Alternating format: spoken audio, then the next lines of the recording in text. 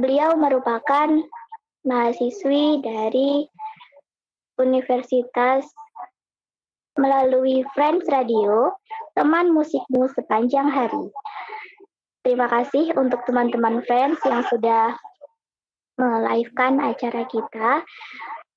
Tanpa memakan banyak waktu lagi, saya persilahkan kepada Mbak Nada untuk segera sharing-sharing dengan kita nih Mbak.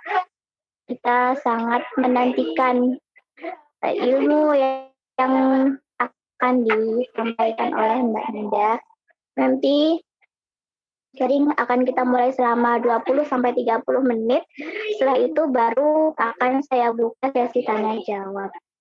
Gitu ya teman-temannya.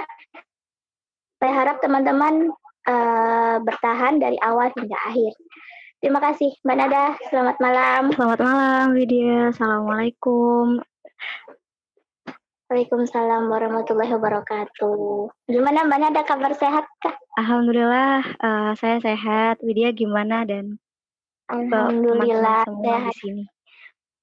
Ya, alhamdulillah semuanya sehat walafiat tanpa kurang suatu apapun. Jadi kita bisa hadir di kegiatan malam hari ini, Mbak. Alhamdulillah, iya benar-benar. Ini memang musim-musimnya lagi pancaroba gitu kan. Banyak yang sakit, juga kita perlu menjaga kesehatan ya. Nggak hanya kesehatan fisik, tapi juga kesehatan mental. Gitu ya, Widya? Nah, itu yang jelas tuh, yang pasti itu Mbak Nada. Karena kesehatan mental itu juga akan mempengaruhi kesehatan fisik kita ya Mbak Nada ya. Betul banget, Widya. Nah, ini apa saya langsung memulai atau bagaimana, Widya? Baik, Mbak Nada bisa segera dimulai saja. Oke, bismillahirrahmanirrahim. Assalamualaikum warahmatullahi wabarakatuh. Rabbi shrah li sadri wa yassir li amri wahlul 'uqdatam min lisani yafqahu qawli. Sebelumnya saya mohon izin kepada Bapak Rahman dan juga Widya dan teman-teman.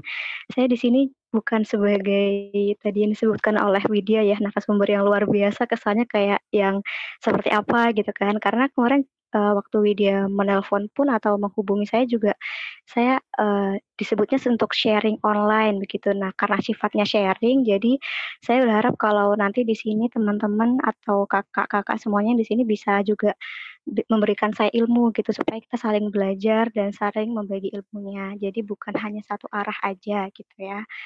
Oke, langsung aja. Kemarin juga disebutkan oleh Widya tanggal 17 Oktober itu hari kesehatan mental mohon maaf, Hari Pengeringatan Trauma Sedunia.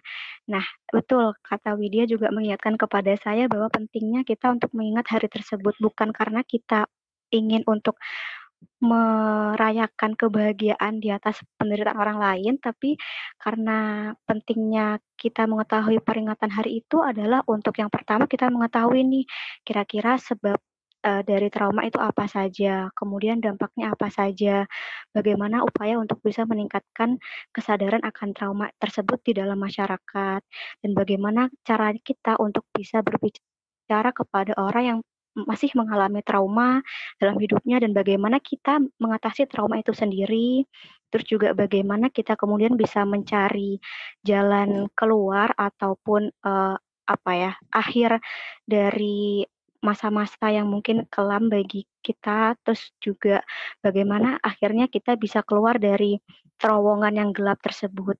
Nah, mungkin itu sedikit gambaran dari kenapa kita harus mengingat hari tanggal 17 Oktober. Setiap tanggal 17 Oktober itu hari peringatan untuk mengingat trauma sedunia. Mungkin itu sedikit out of topic-nya gitu. Nah, kalau untuk langsung kepada materinya, kemarin disampaikan oleh Widya untuk menyampaikan bagaimana sih Mbak caranya untuk mengatasi trauma. Nah, trauma ini cukup menjadi hal yang sangat menarik bagi masyarakat dan juga memang tidak cukup sepertinya untuk dibahas dalam satu kali pertemuan dan karena memang sangat kompleks terjadinya penyebabnya, kemudian juga dampaknya seperti apa gitu. Cuman untuk saat ini, malam ini kami hanya membahas sedikit saja dan kita bisa berdiskusi lebih lanjut. Nah, untuk dari materi trauma, trauma itu apakah harus disembuhkan atau diabaikan? Baiknya seperti apa? Kalau menurut rekan-rekan di sini, saya memanggilnya rekan-rekan ya, karena mungkin ada yang lebih muda, ada yang lebih tua, jadi agak lebih sopan, mungkin lebih baik rekan-rekan saja. Untuk rekan-rekan di sini kalau boleh nanti sambil kita berinteraksi di ruang kolom chat bisa disebutkan kira-kira trauma menurut rekan-rekan itu seperti apa sih yang selama ini rekan-rekan tahu, yang selama ini rekan-rekan pikirkan seperti itu. Nanti supaya kita bisa berdiskusi lebih lanjut. Nah, untuk dari definisi trauma, kita sebelum masuk ke dalam bagaimana cara mengatasi trauma, kita harus terlebih dahulu mengetahui nih definisi trauma itu apa, kemudian tadi penyebabnya apa, kemudian efek atau dampaknya seperti apa, dan cara mengatasinya seperti apa. Mungkin seperti itu. Jadi yang pertama mulai dari definisi trauma. Kalau saya mengacu kepada American Psychological Association, di situ disebutkan bahwa trauma itu adalah respons emosional terhadap peristiwa mengerikan seperti kecelakaan, pemerkosaan, atau bencana alam. Nah, di sini teman-teman saya ingin mengingatkan, mohon maaf tidak bermaksud untuk menggurui, cuman karena memang bahasa-bahasanya mungkin sedikit masih tabu di masyarakat, namun dalam hal ini untuk membahas terkait dengan pembahasan psikologi ataupun kesehatan mental, kita harus mulai terbiasa mengenai bahasa-bahasa yang mungkin masih tabu dalam masyarakat. Nah, langsung saja, segera setelah peristiwa itu, keterkejutan dan penolakan adalah hal yang tipikal dari saat peristiwa trauma itu terjadi. Untuk reaksi jangka panjangnya termasuk emosi yang tidak terduga, kilas balik atau flashback, hubungan yang tegang, bahkan gejala fisik seperti sakit atau mual. Atau dalam definisi singkatnya, trauma itu adalah pengalaman yang sangat menakutkan, berkesan, dan bermakna dalam konteks negatif ya, sehingga membuat yang bersangkutan itu merasa kehilangan perasaan aman dan juga merasa bahwa tidak ingin mengingat ataupun mengulangi peristiwa yang telah terjadi tersebut. Itu adalah definisi singkat dari trauma. Jadi trauma itu juga merupakan sebuah event ataupun peristiwa yang pernah terjadi pada seseorang yang menyebabkan seseorang itu akhirnya merasa sangat uh, mengalami ketakutan yang mendalam, berkesan dan bermakna secara konteks negatif. Penyebabnya apa? Penyebabnya bisa berbagai macam karena manusia itu sangat kompleks dan saling bersinggungan dalam hal apapun, entah itu sosial, kemudian ekonomi, dan lain sebagainya. Untuk penyebab trauma itu secara emosional dan juga psikologis, seperti misalnya peristiwa tak terduga, kayak tadi sudah disebutkan sebelumnya, kecelakaan, cedera, atau misalnya serangan kekerasan. Kemudian ada bencana alam, kemudian juga ada KDRT seperti yang mungkin baru-baru ini dibahas lagi dalam masyarakat, kemudian juga ada emosional, seksual, dan physical abuse atau kekerasan emosional, kekerasan seksual, ataupun kekerasan fisik. Ada juga bullying yang di situ juga ada berbagai macam bullying, ada fisik, verbal, sosial, dan juga cyberbullying yang baru-baru ini juga sedang diangkat yaitu melalui media sosial. Kemudian juga ada seperti pengabaian di masa kecil. Jadi ketika masa kecilnya itu mengalami pengabaian atau tidak terlalu diperhatikan oleh orang tuanya, itu juga bisa berkemungkinan untuk seseorang itu mengalami yang namanya trauma. Baik itu secara fisik, emosional, secara educational, ataupun secara medikal begitu. Kemudian juga seperti misalnya ancaman terus-menerus, seperti ada di lingkungan yang ada kejahatannya atau terorisme atau misalnya ada di lingkungan yang penuh dengan penyakit yang mengancam jiwa dan sebagainya. Kemudian juga yang penyebab-penyebab yang sering kali diabaikan itu seperti misalnya operasi atau seseorang pernah mengalami operasi terutama di masa 3 tahun awal kehidupan. Itu masa-masa yang paling krusial untuk kemudian bisa menyebabkan seorang trauma. Kemudian juga nomor 2 seperti kematian orang yang disayang. Itu juga bisa menyebabkan terjadinya trauma. Kemudian putusnya hubungan dari seseorang yang terlanjur memiliki perasaan yang mendalam terhadap seseorang tersebut. Kemudian juga pengalaman yang memalukan ataupun mengecewakan, terutama misalnya melibatkan kesengajaan ataupun kekejaman dari seseorang yang dirasa memiliki impact yang besar terhadap diri seseorang tersebut. Efeknya kemudian apa dari berbagai hal tersebut? Efek dari peristiwa traumatis itu seperti misalnya reaksi awalnya umumnya si subjek merasakan shock ya, shock yang intens yang akhirnya dia merasa sangat terkejut, kemudian juga bingung, takut, cemas, mati rasa, atau bahkan dihadapkan pada sejumlah emosi tersebut pada waktu bersamaan. Saling bertentangan juga bisa, misalnya dia juga merasakan senang, tapi juga bisa merasakan takut, kemudian merasa khawatir, dan sebagainya. Sehingga menyebabkan yang bersangkutan itu lelah, baik lelah secara fisik ataupun psikis gitu. Dan di mana reaksi stres itu pada saat awal terjadinya peristiwa yang traumatis itu sangat merupakan reaksi yang normal gitu ya di dalam keadaan yang abnormal. Jadi dalam hal ini juga perlu digarisbawahi bahwa terjadinya peristiwa traumatis itu tidak hanya bisa berdampak pada subjek pertama, namun bisa juga pada subjek yang mengamati atau menyaksikan peristiwa yang traumatis. Jadi orang yang pernah menyaksikan peristiwa yang traumatis, misalnya dia menyaksikan saudaranya di mohon maaf misalnya disakiti oleh pasangannya, sehingga yang menyaksikan ini juga bisa merasakan cemas, takut, dan juga merasa khawatir akan masa depannya dan sebagainya, itu juga sangat mungkin terjadi, sangat normal. Sehingga, eee, untuk terjadinya trauma ini memang benar-benar kompleks dan kalaupun kita mungkin menjadi subjek ketiga seperti misalnya, orang-orang yang menolong seseorang yang pernah mengalami trauma ataupun peristiwa traumatis seperti misalnya petugas pemadam kebakaran.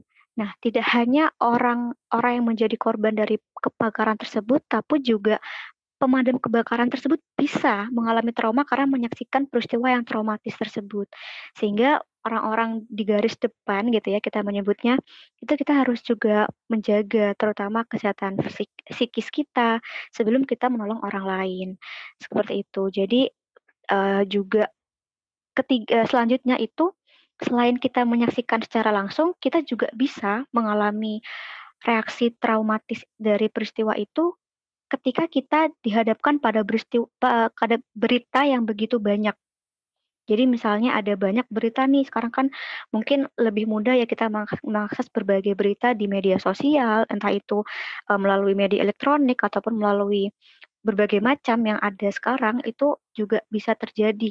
Misalnya ada berbagai banyak berita yang kemudian itu sangat, membuat kita tuh kewalahan sendiri gitu untuk membacanya. Nah, itu juga kemudian bisa sangat terjadi kita mengalami peristiwa trauma. Jadi tidak hanya pada subjek yang langsung mengalaminya, tapi juga pada orang yang menyaksikan ataupun membaca, mendengar, dan juga, ya tadi itu, sebagai orang yang ada di garis depan. Sehingga, juga kita bisa mengetahui bahwa efek atau dampak dari trauma itu nggak hanya terlihat secara secara nyata gitu ya. Misalnya orang itu terlihat, oh sangat cemas, terus kemudian dia sangat takut pada kerumunan dan sebagainya. Tapi juga bisa sangat subtle atau sangat halus gitu ya. Mungkin tidak terlihat dari luar, mungkin itu terpendam gitu, tidak belum diungkapkan dan sebagainya. Nah, itu juga bisa karena itu tadi kembali kepada trauma itu sosiokultural. Jadi faktornya itu sangat berbagai macam, sangat kompleks yang kita tidak bisa langsung menilai seseorang itu trauma atau tidak hanya dari penampilan luar ataupun hanya dengan sekali melihat gitu. Itu tidak bisa kita kemudian mengatakan orang itu trauma atau tidak. Nah, langsung saja kepada intinya mungkin itu hanya sedikit informasi bahwa memang trauma itu sangatlah kompleks, kemudian penyebabnya apa, kemudian dampaknya seperti apa, kita bisa mencari tahu lebih lanjut. Untuk pada intinya kita bagaimana kemudian cara mengatasi trauma tersebut? Yang pertama jelas trauma itu dilakukan tanpa pengobatan trauma, maksudnya dilakukan tanpa adanya paksaan dan harus dengan kesabaran.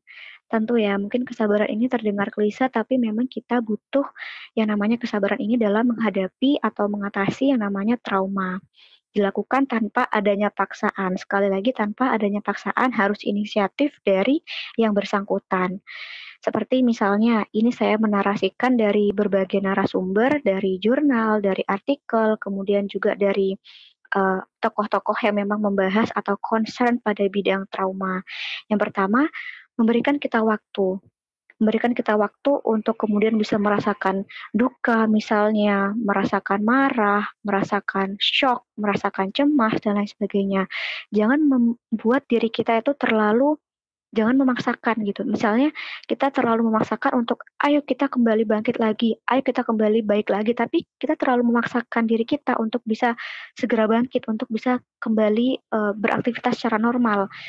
Tidak perlu istilahnya tidak perlu terburu-buru untuk mengatasi tersebut karena kita harus memberikan kita waktu mengolah perasaannya, mengidentifikasi perasaannya. Oh iya, saat ini saya sedang sedih. Oh iya, saat ini saya akan menikmati terlebih dahulu momen-momen berduka saya.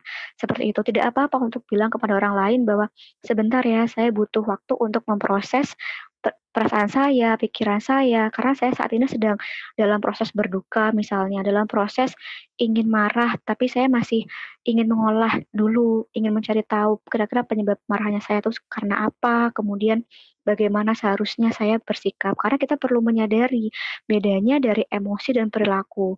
Emosi itu sebetulnya bersifatnya netral, tanda kutip netral ya di sini, karena emosi itu tidak bisa kita kendalikan sebetulnya. Emosi datang karena secara otomatis gitu terhadap apa yang kita dapatkan. Sedangkan yang bisa kita kontrol adalah perilakunya. Perilaku kita ini bisa kita kontrol. Bagaimana untuk menanggapi emosi tersebut, bagaimana kemudian kita bisa memilih respon yang tepat supaya tidak menyakiti diri kita ataupun orang lain. Seperti itu. Makanya kita sangat penting untuk memberikan diri kita waktu. Me time lah istilahnya kalau anak-anak muda zaman sekarang gitu kan. Kemudian yang kedua adalah menghindari mengkonsumsi berbagai informasi yang terlalu banyak gitu. Misalnya tadi karena kita tuh bisa saja mengalami trauma saat kita terlalu sering membaca nih peristiwa-peristiwa yang mungkin menyakitkan, yang mungkin menyebabkan traumatis gitu ya. Kita terlalu sering membaca sehingga kita akhirnya merasa, "Kok saya seperti ikutan merasa cemas ya? Kok saya seperti deg-degan ya? Kok saya seperti ikut marah dan sebagainya, tidak bisa kemudian saya kontrol," gitu. Maka kita harus cut dari itu semua, kita harus memotong itu semua gitu. Kita harus istirahat, lepaskan itu semua, kita tidak membaca ataupun mendengarkan peristiwa-peristiwa yang mungkin menyakitkan gitu. Kemudian yang selanjutnya adalah kita juga bisa bersandar pada orang yang kita sayang atau kita percayai. Entah itu keluarga ataupun teman yang bisa memberikan dukungan kepada kita. Kita juga bisa memberikan atau memberitahu kepada orang sekitar bahwa kita itu sedang butuh waktu untuk sendiri, untuk mengolah perasaan kita sendiri dan bisa mungkin kita seperti misalnya memberitahu bahwa tolong untuk pekerjaan rumah misalnya bagi yang sudah berumah tangga ataupun yang memang ada tugas di rumahnya untuk membantu orang tuanya, itu kita bisa membicarakannya, "Saya saat ini sedang butuh istirahat, tolong untuk di-handle dulu ataupun dikontrol dulu ataupun dibantu dalam pekerjaan rumah tangganya," dan sebagainya. Sehingga kita bisa melepaskan stres keseharian kita begitu, sehingga kita bisa menghadapi stres sehari-hari dengan lebih baik lagi. Kemudian yang selanjutnya adalah membicarakan tentang event dan juga menghadapi perasaan yang kita rasakan gitu. Tapi ini bisa dilakukan hanya ketika kita siap. Ketika kita siap, kita bisa mendiskusikan dari peristiwa yang traumatis tersebut. Kita bisa membicarakannya, apa sih yang terjadi, kemudian kita bisa menghadapi perasaan tersebut. Kita bisa kemudian mengakui bahwa, "Oh iya kita sedih, oh iya kita marah, oh iya aku sedang mengalami kecemasan," dan tidak apa-apa, itu sangat wajar ketika menghadapi peristiwa yang traumatis. Tidak perlu untuk menutup-nutupi dari perasaan tersebut. Dan itu, mungkin memang normal ya ketika kita ingin menghindari atau untuk merasakan ataupun untuk memikirkan dari peristiwa-peristiwa yang traumatis. Namun ketika kemudian kita tidak melakukan tugas rumahnya misalnya, ataupun tidur seharian, rebahan seharian, kemudian juga mengisolasi diri sendiri yang mungkin terlalu lama dari orang tersayang gitu kan. Kemudian juga misalnya menggunakan, obat-obatan terlarang ataupun mendiagnosis diri sendiri dengan memakai obat-obatan yang mungkin kita nggak tahu nih harusnya seberapa dosisnya gitu.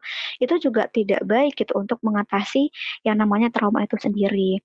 Dan juga ada sebuah studi yang mengatakan bahwa ketika seseorang itu membicarakan traumanya, terus menceritakan traumanya atau mengungkapkan kembali, mengingat kembali traumanya, itu juga bisa membuat seorang itu lebih resilient gitu, lebih bisa bertahan, lebih bisa tangguh, kemudian bisa bangkit lagi. Ketimbang dia harus memendam itu selama bertahun-tahun, begitu. Jadi lebih baik mungkin ketika udah saatnya kita siap, bisa menceritakan tersebut kepada orang yang kita percayai ataupun nanti kepada orang yang profesional. Kemudian selanjutnya adalah memprioritaskan self-care atau merawat diri begitu.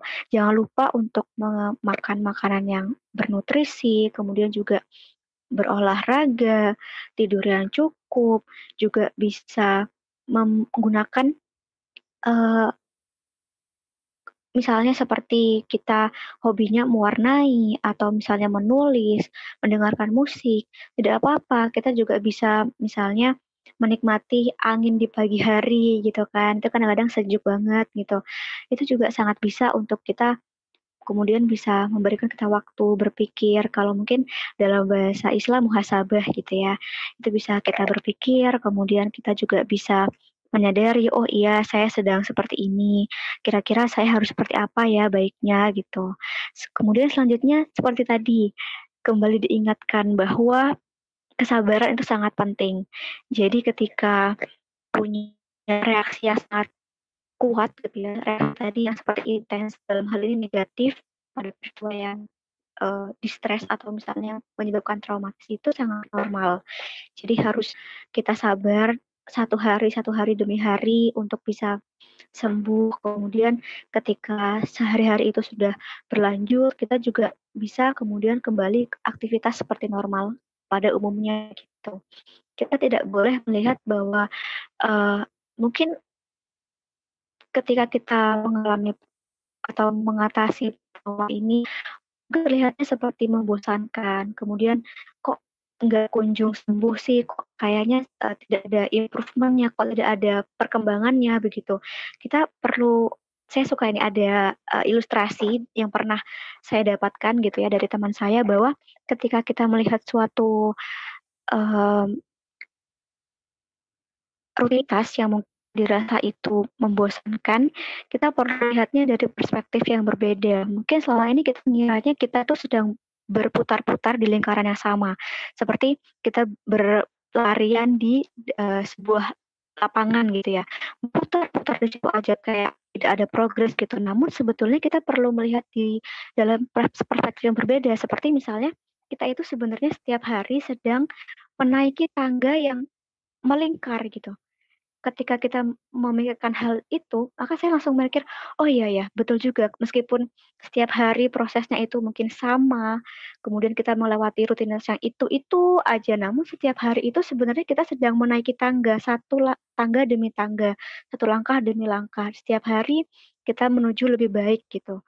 Meskipun ya memang tangga itu berbentuk lingkaran, tapi setiap hari kita menaiki satu tangga demi tangga, yang mungkin terlihat sangat mustahil ketika kita melihatnya dari bawah, oh kayaknya tinggi banget tangganya. Ternyata ketika kita melihat itu satu tangga demi tangga itu sangat mungkin untuk bisa kita gapai seperti itu. Kemudian selanjutnya pergerakan ataupun olahraga yang tadi sudah sempat disinggung, yaitu ketika trauma memang itu sangat menyebabkan efek yang destruktif bagi tubuh kita, entah itu secara biologis, di otak kita juga mengalami perubahan secara natural gitu ya. Sehingga ketika kita berolahraga itu juga membuat nervous system atau sistem saraf kita itu bisa lebih baik gitu untuk bisa lebih sembuh kembali, bisa lebih meningkatkan kesehatan fisik dan juga kesehatan emosi. Mungkin tidak harus semuanya atau misalnya harus berolahraga penuh gitu, tidak harus seperti itu. Mungkin 10 menit per hari juga tidak apa-apa. Seperti misalnya yang sangat disarankan oleh psikologis dan juga psikiater yang ada di dunia begitu ya, itu seperti yoga karena banyak banyak studi yang mengatakan bahwa yoga itu sangat relevan atau sangat efektif bagi orang-orang yang mengalami trauma untuk bisa sembuh kembali. Namun juga saya pernah mendapatkan studi bahwa dalam bahasan ini adalah dalam agama Islam, seperti misalnya dalam kita sholat. Dalam kita sholat itu kita juga seperti melakukan yoga, tanda kutip ya. Jadi itu juga menarik untuk kemudian bisa dicari tahu, oh kira-kira kenapa ya kok sholat itu juga disebut sebagai yoga, kok bisa kemudian bisa mengatasi peristiwa-peristiwa yang mungkin tidak mengenakan dalam hidup kita gitu.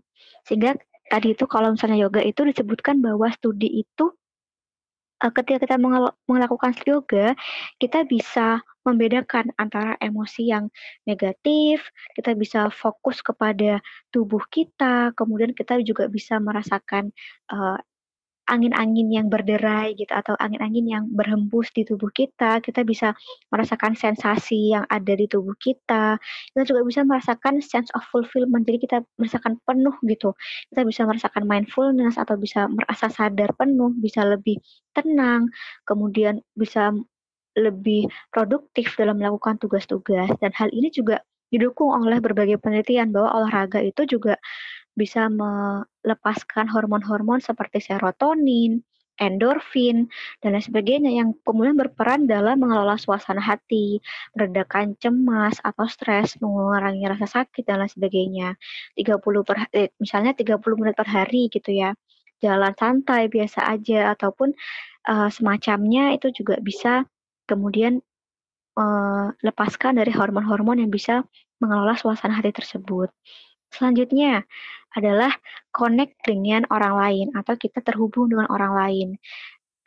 Ini juga termasuk dari bagian healing atau penyembuhan gitu. Kita bisa mungkin menerima tawaran undangan dari orang lain, kita bisa gabung dengan grup-grup mungkin yang memiliki hobi yang sama dengan kita juga bisa mungkin emang kalau sebelumnya disebutkan bahwa me time itu bagus, bagus, cuman ketika terlalu banyak me time, kita tidak terhubung dengan sesama, itu juga tidak bagus. Memang yang semua yang berlebihan itu tidak bagus begitu ya. Jadi kita juga misalnya bisa connect lagi, bisa terhubung lagi dengan teman-teman lama, ataupun kita bisa membuat teman yang baru. Ketika kita bersosialisasi itu kita ada sense of belonging atau kita bisa terhubung, kita bisa merasa lebih baik gitu ya. Misalnya kita tadi join ke uh, kelompok atau grup yang memiliki hobi yang sama dengan kita, memiliki kegemaran yang sama dengan kita, sehingga kita bisa juga melakukan penyembuhan itu tadi.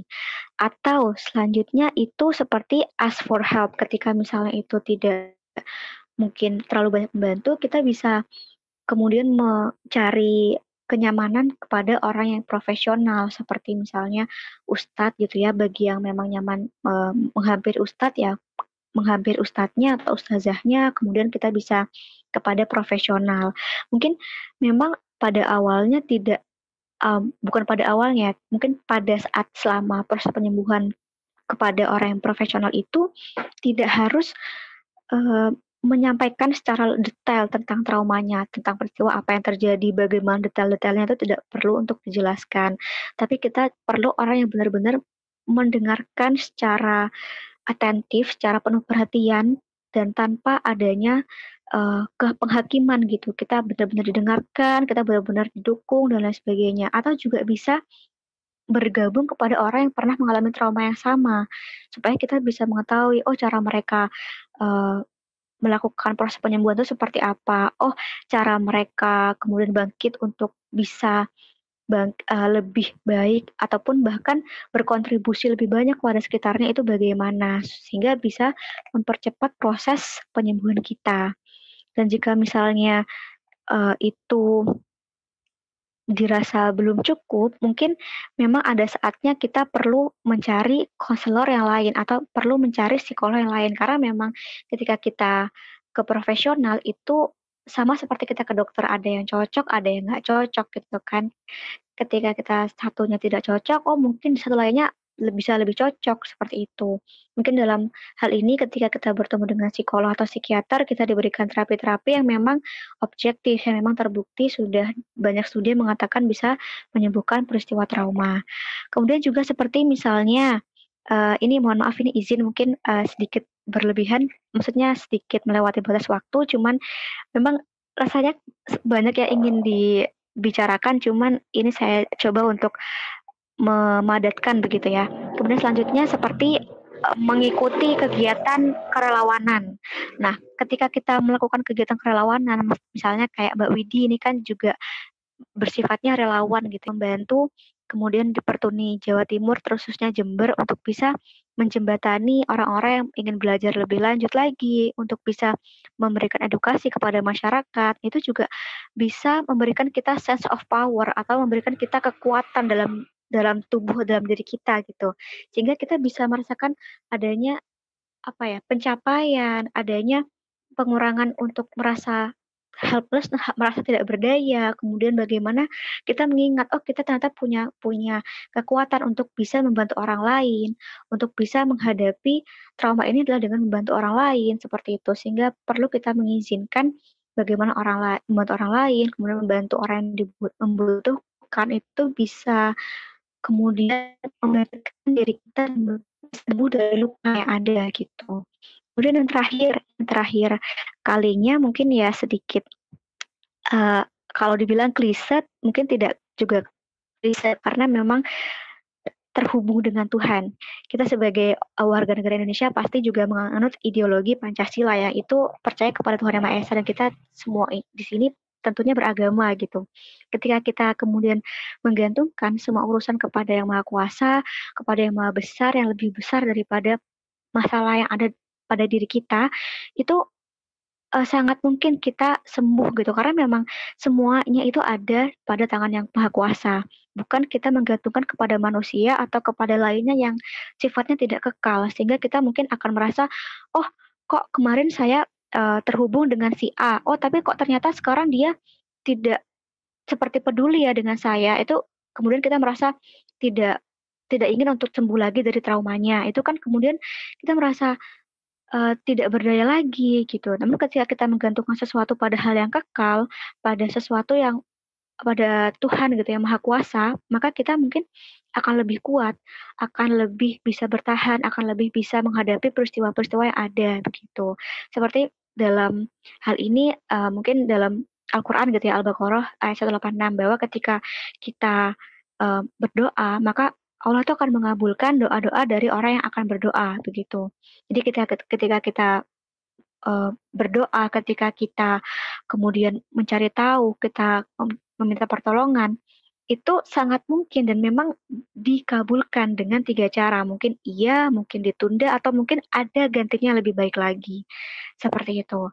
Jadi juga selanjutnya mungkin kita selain perlu menyadari apa yang terjadi pada orang yang mengalami trauma, diri kita mungkin pernah mengalami trauma gitu kan, bagaimana efeknya, apa penyebabnya, kemudian bagaimana cara mengatasinya. Kita juga perlu mengetahui sembari mengingat bahwa 17 Oktober itu peristiwa atau hari peringatan mengingat trauma sedunia. Kita juga perlu mencari tahu nih orang-orang yang trauma itu seperti apa sih, terus kemudian apa yang harus kita lakukan meskipun kita bukan orang yang mengalami trauma, tapi apa yang perlu kita lakukan untuk mereka, itu kita juga harus mencari tahu. Nah, mungkin itu nanti bisa kita bahas lebih lanjut ya, karena mungkin ini sudah lebih dari 30 menit saya menghitung dari timer yang ada, jadi mungkin bisa saya cukupkan sekian, untuk selanjutnya bisa lanjutkan proses diskusi. Saya kembalikan kepada Mbak Widya. Assalamualaikum warahmatullahi wabarakatuh. Saya persilahkan kepada Mbak Nada untuk memberikan closing statement. Oh ya, betul, closing statement ya Widi. Oke. Ini diakhiri oleh saya, nanti ditutup oleh Widi kan ya? Closing statement, kita perlu mengingat bahwa kita itu tidak sendiri dan ada banyak faktor di luar sana yang berada di luar kendali kita. Misalnya omongan orang lain, atau misalnya perilaku orang lain, penilaian orang lain, dan lain sebagainya itu ada di luar kendali kita. Yang perlu kita lakukan adalah fokus kepada apa yang bisa kita kendalikan. Perasaan kita, pikiran kita, bagaimana kita merespon, dan lain sebagainya. Dan bedakan antara emosi tadi dan perilaku. Emosi tidak bisa tidak bisa kita kendalikan, dan perilaku bisa kita kendalikan. Bagaimana kita harusnya merespon agar lebih konstruktif, agar lebih bisa menyelamatkan diri kita dan juga orang lain. Seperti itu. Jika misalnya ada orang yang pernah menyakiti kita, bukan berarti semua orang itu akan menyakiti kita. Jika kemudian saat ini hati dan fisik kita tersakiti, bukan berarti akan selamanya demikian begitu. Sembuhlah perlahan, satu langkah demi satu langkah, dilakukan bukan untuk orang lain, tetapi untuk kebaikan dirimu sendiri. Karena dirimu berhak untuk sembuh, dirimu berhak untuk dihargai, dirimu berhak untuk kembali menjalani aktivitas sehari-hari. Tuhan telah menyiapkan ketenangan dan kesembuhan begitu ya. Tugas kita adalah untuk menjemputnya dengan kesungguhan. Begitu kurang lebih Mbak Widi. Wassalamualaikum. Kalau ada kata, tentu ada banyak sekali kekurangan yang saya sampaikan. Saya mohon izin, mohon maaf. Wassalamualaikum warahmatullahi wabarakatuh. Waalaikumsalam warahmatullahi wabarakatuh. Terima kasih kepada Mbak Nada yang udah sharing-sharing sama kita. Banyak banget celengan ilmu kita malam hari ini, teman-teman. Dan saya juga ucapkan terima kasih kepada teman-teman yang sudah berpartisipasi, bertahan dari awal hingga akhir. Antusiasme teman-teman juga luar biasa banget. Dan saya harapkan nggak berhenti sampai di sini saja, karena kegiatan kita akan terus berlanjut dan ada di setiap minggunya, setiap malam Senin, dari jam 7:30 sampai jam 9 waktu Indonesia bagian Barat. Dan terima kasih juga kepada Friends Radio yang sudah melive-kan kegiatan belajar dan sharing online dari Pertuni Cabang Jember. Dan kepada seluruh pendengar dimanapun berada, dan kepada seluruh rekan-rekan yang hadir pada kesempatan malam hari ini, saya ucapkan selamat malam. Terima kasih banyak untuk partisipasinya. Saya selaku moderator mohon maaf apabila terdapat banyak kesalahan dan banyak kekurangan. Saya ucapkan selamat istirahat dan sampai jumpa di acara kita edisi selanjutnya dengan tema yang berbeda dan narasumber yang berbeda juga, insya Allah. Terima kasih semuanya, selamat malam, selamat beristirahat. Semoga besok menjadi hari yang indah untuk kita semua. Semoga besok menjadi hari yang baik untuk kita semua. Assalamualaikum warahmatullahi wabarakatuh.